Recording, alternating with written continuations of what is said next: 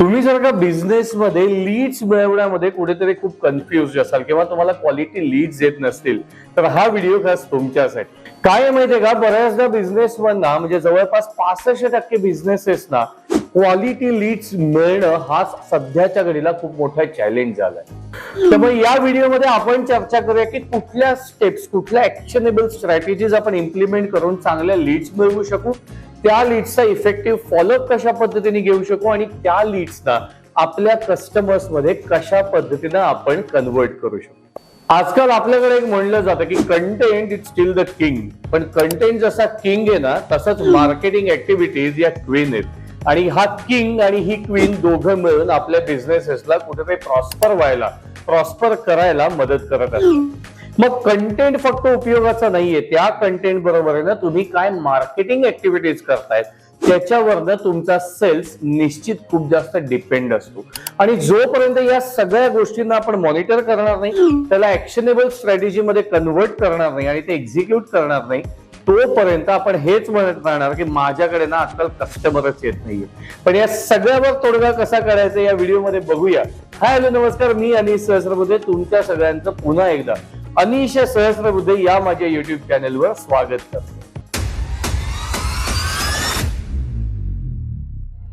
सगळ्यात पहिला पॉइंट आहे तो म्हणजे नोईंग युअर कस्टमर. बऱ्याचदा काय होतं माहितीये का, आपण आपल्या कस्टमरलाच ओळखायला कमी पडतो.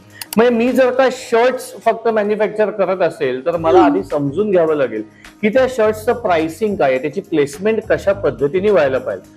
मी जर का 300, 400, 500 रुपयाच्या अफोर्डेबल शर्ट्सच्या मॅन्युफॅक्चरिंग मध्ये असेल किंवा सेल्स मध्ये असेल तर मला समजून घ्यावं लागेल की या शर्ट्सचा माझा टार्गेट ऑडियन्स कुठला असणार आहे. वेअर आहे मी जर का 3-3.5 हजाराच्या चांगल्या प्रीमियम शर्ट्सच्या मॅन्युफॅक्चरिंग मध्ये किंवा सेल्स मध्ये असेल तर माझ्या आधीचा टार्गेट ऑडियन्स आणि आत्ताचा टार्गेट ऑडियन्स याच्यात फरक असेल. बऱ्याचदा काय होतं माहितीये का, क्वालिटी लीड्स तेव्हाच तुम्हाला मिळतील जेव्हा तुम्ही तुमच्या प्रॉडक्ट रिलेटेड किंवा प्रॉडक्ट लाईक करणाऱ्या टार्गेटेड कस्टमरला टार्गेट करायला लागेल. मग त्याच्यात जेंडर आहे, त्याच्यात डेमोग्राफी आहे, त्याच्यात त्यांच्या लाईक्स आहेत, डिसलाईक्स आहेत, त्यांचा इंटरेस्ट आहे आणि सगळ्यात महत्वाचं म्हणजे त्यांची नीड आहे. जर का ती नीडच त्यांची नसेल तर तुमचा प्रॉडक्ट कितीही चांगला असला तरी त्याच्यासाठी तुम्हाला इफेक्टिव्ह लीड्स येणार नाहीत, कारण का समोरच्या कस्टमरची तुमचा प्रॉडक्ट ही कधी नीड बनतच नाही. दुसरी आणि सगळ्यात महत्वाची गोष्ट म्हणजे सोशल मीडियाचा योग्य वापर. फक्त आपण जे पॅम्पलेट तयार करतो ते पॅम्पलेट आपल्या फेसबुक प्रोफाईलवर टाकणं म्हणजे सोशल मीडिया नाही. सगळ्यात पहिल्यांदा म्हणजे तुमचं व्हॉट्सअप बिझनेस अकाउंट तयार व्हायला पाहिजे. हा व्हॉट्सअप बिझनेस नंबर तुमच्या फेसबुक पेजला कनेक्टेड पाहिजे.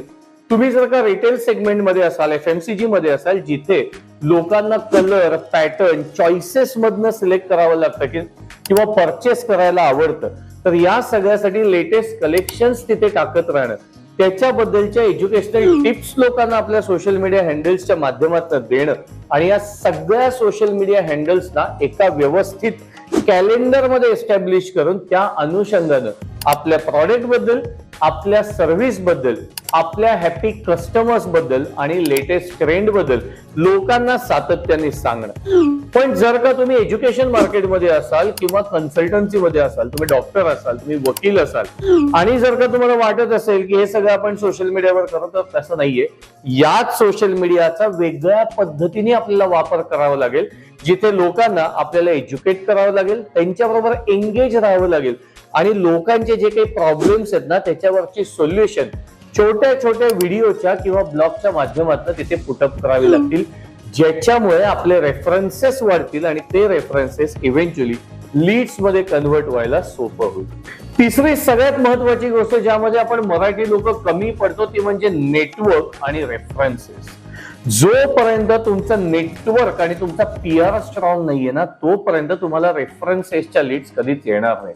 मग हा PR कसा वाढवायचा, तर वेगवेगळ्या बिझनेस कम्युनिटी फोरम्स मध्ये इन्व्हॉल्व्ह होणं, वेगवेगळ्या आपल्या इंडस्ट्री फोरम्स मध्ये इन्व्हॉल्व्ह होणं, या आपल्या सगळ्या डिस्कशन्स मध्ये, पॅनल डिस्कशन्स मध्ये, कॉर्नर मीटिंग्स मध्ये सहभाग नोंदवणं, ट्रेड शोज मध्ये स्वतःला एक्झिबिट करणं, लोकांमध्ये राहणं रादर दॅन लोकांबद्दल बोलत राहणं. आपण काय करतो माहिती का, आपण फक्त बोलत राहतो पण लोकांमध्ये मिक्स होत नाही. त्यामुळे आपल्याला लोकांमध्ये मिक्स व्हावं लागेल, स्वतःची एक ब्रँड इमेज बनवावी लागेल, आणि त्या अनुषंगानं लोकांमध्ये ती विश्वासार्हता मिळवावी लागेल. ज्या विश्वासार्हतेच्या जोरावर लोक आपला रेफरन्स इतरांना देत जातील आणि हा रेफरन्स इव्हेंच्युअली क्वालिटी लीड मध्ये कन्व्हर्ट व्हायला सोपं होईल.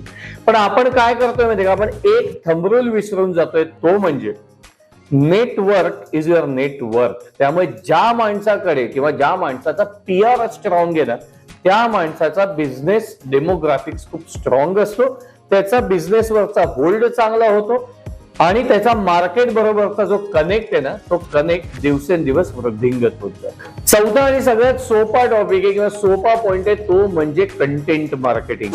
आपण ज्या इंडस्ट्रीमध्ये काम करतोय त्या इंडस्ट्री बद्दलचं एज्युकेशन लोकांना देणं, त्याची माहिती लोकांना देत राहणं, त्याच्यात नवीन नवीन काय येतं याच्याबद्दलचे अपडेट्स देत राहणं. याच्यासाठी तुम्ही व्हॉट्सअप बिझनेस वापरू शकता, प्रमोट लिस्ट वापरू शकता, तुमचे सोशल मीडिया हँडल्स यूज करू शकता किंवा अतिशय साधा टेलिफोनिक कॉल सुद्धा तुम्ही तुमच्या कस्टमर्सना करू शकता.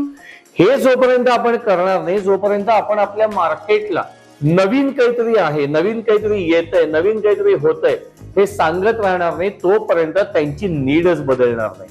आणि जोपर्यंत आपल्या एक्झिस्टिंग मार्केटची नीड बदलणार नाही, तोपर्यंत आपलं एक्झिस्टिंग मार्केट, आपलं प्रॉस्पेक्ट कस्टमर कधी होऊच शकणार नाही. पाचवी आणि सगळ्यात महत्वाची गोष्ट ती म्हणजे ईमेल आणि व्हॉट्सअप मार्केटिंग. आता व्हॉट्सअप मार्केटिंग म्हणजे दिवसभर नुसते त्यांना मेसेजेस पाठवायचे, लांब लचक काहीतरी त्यांना लिहून पाठवायचं असं नाहीये. आपण व्हॉट्सअपला खूप चांगल्या पद्धतीने युटिलाइज करू शकतो. आपण ईमेल्सना खूप जास्त एंगेजिंग ठेवू शकतो. आपण हॅपनिंग गोष्टींबद्दल आपला प्रॉडक्ट किंवा आपली सर्व्हिस कनेक्ट करून लोकांपर्यंत ती पोहोचवू शकतो. लोकांना त्रास होणार नाही आणि लोक आपल्याला विसरणार नाहीत. याचा दुवा जर का आपण साधला आणि ती फ्रिक्वेन्सी जर का आपण अचीव्ह केली, तर या दोन्ही मीडियाचा वापर करून आपल्या आधीच्याच कस्टमर्सना आपण आपले परत, म्हणजे ज्याला आपण रिव्हिजिट म्हणतो, ज्याला आपण म्हणतो की रिटर्न कस्टमर, यामध्ये आपण कन्व्हर्ट करू शकतो. आणि हा खूप मोठा सायझेबल चंक आहे, कारण या लोकांना ऑलरेडी तुमच्याबद्दल माहिती आहे, तुमच्या कपॅसिटी बद्दल माहिती आहे, तुमच्या प्रॉडक्ट बद्दल माहिती आहे आणि तुमच्याबद्दलची एक इमेज त्यांच्या मनात फिट आहे. त्यामुळे या लोकांना कन्व्हर्ट करणं आणि परत आपल्या व्यवसायापर्यंत बोलवणं हे निश्चित कधी सोपं असतं. आशा करतोय की व्हिडिओ तुम्हाला आवडत असेल आणि आवडला असेल तर प्लीज व्हिडिओ लाईक करा, चॅनल सबस्क्राईब करा, कारण की तुमच्यासाठी रोज एक व्हिडिओ या चॅनलवर येतोय. कधी लाईफ स्किल्स बद्दल, कधी प्रोफेशनल स्किल्स बद्दल, कधी बिझनेस स्किल्स बद्दल किंवा कधी अगदी माझ्या वैयक्तिक आयुष्यातल्या काही चांगल्या घडामोडी, काही चांगल्या हॅपनिंग्स आम्ही इथे शेअर करतोय. सगळं एवढ्यासाठी द्यायचंय की प्लीज मोटिवेटेड राहा, कुठेही डिमोटिवेटेड होऊ नका, फ्रस्ट्रेट होऊ नका. लाईफ तुम्हाला सोल्युशन देत असते, फक्त ते आपल्याला शोधावं लागतं. पण एक मात्र रिक्वेस्ट तुम्हाला सगळ्यांना अतिशय आपुलकीनं आणि आपलेपणानं करतोय, ती म्हणजे हा व्हिडिओ बघून सोडून द्यायचा नाहीये. कमेंट्समध्ये तुम्ही हा व्हिडिओ ऐकल्यानंतर स्वतःच्या कस्टमरचा एक पर्सोना डिफाईन करा. म्हणजे माझा प्रॉडक्ट हा आहे आणि माझा टार्गेटेड कस्टमर हा असणार आहे, अशा पद्धतीची कमेंट लिहा. ती कमेंट जर का खरंच बरोबर वाटली तर त्याच्यावर माझी निश्चित तुम्हाला एक प्रतिक्रिया येईल. आणि त्या कमेंटमध्ये जर का कुठेतरी गडबड वाटली तर त्या सगळ्या छोट्या छोट्या पॉइंटवर मला क्लॅरिफिकेशन्स देऊन तुम्हाला तुमच्या व्यवसायात तुमची एक दिशा ठरवायला खूप आवडेल. आणि त्याच्यासाठी जर का तुम्हाला माझी मदत लागत असेल तर या चॅनल बरोबर सतत कनेक्टेड राहा. भेटूयात अशाच पुढच्या व्हिडिओमध्ये कस्टमर्स आणि लीड्स कसे वाढवायचे जाणून घेण्यासाठी अवघ्या 3 दिवसात. त्यामुळे stay tuned with Anish Sahasrabuddhe.